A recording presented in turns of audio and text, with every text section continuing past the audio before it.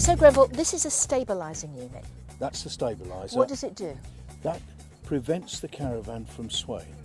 So as you're on the road and the caravan is moving around, that will restrict it. Many of the caravans on the road today have a stabiliser, but not ATC, traction control.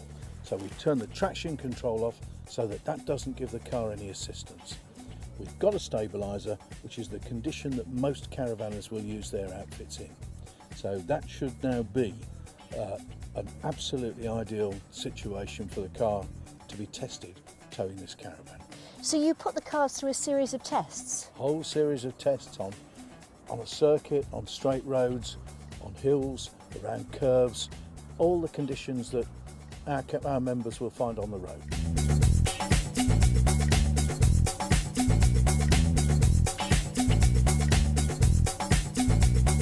So which bit of the course are we going on and why are we doing this? We're going to go into the hill route now. It just magnifies everything. There's lumps and bumps and the turns are tight. And once we drove back to Millbrook, we covered 5 countries, and there's nothing on this hill route that we discovered that isn't elsewhere. You need to concentrate at all times on this course. It's got everything. It's got off cambers, it's got tight turns, sweeping bends, stuff just to unsettle the car and the caravan. It is designed to catch us out as well as the car. It's got everything here you could possibly want. I mean, as tests go, this has to be the most thorough test of a tow car. Wow. Here I am. I've never driven such a big car anyway. Yeah. But to drive such a big car with a caravan is quite something. It's quite a feat for someone like me, and it's absolutely easy. It's all about building confidence. Yeah. Which, if you choose the right tow car, which is what we're here for, it makes building confidence an easy thing to do. Yeah, exactly.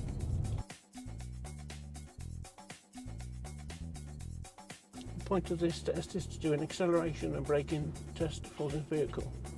Well, it can give us access in motorways and that, and then braking rapidly with an outfit on the back, and also it should make the stability of the car and the outfit.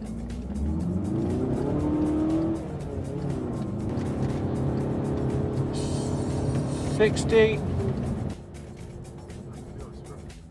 and the distance is 23.6. Hi Debbie, welcome to Ballast Control. Wow, how exciting. First of all, what is ballast? Ballast is the weight that we put in both the car and the caravan. That's representative one of the people who are going on holiday, so we put ballast in the car to represent your average touring group. Yeah. And ballast we put in the caravan, and that's to represent people's possessions when they go away. So what we're trying to do is signify as much as possible a real life situation. Obviously we haven't got a family with us today, so we have ballast to simulate family and their possessions. The other key part is obviously hitching it up and making sure that the union between the coupling between the car and the caravan is correct and ready for testing. So the brake lights are working. Yep. Indicator, please. So the right hand indicator. I feel like a magician's assistant. And left hand indicator. So everything's in full working order, so we're ready to go.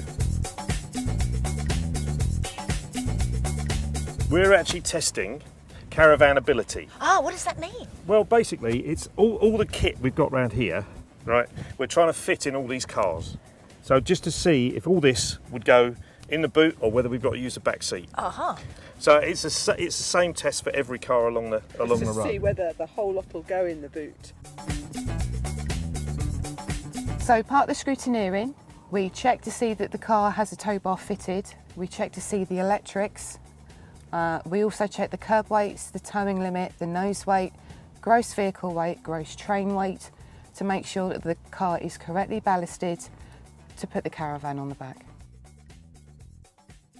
We're going to plug in the trailer board to the socket, and then we'll start the car up and make sure that we get the right warning lights on the dashboard.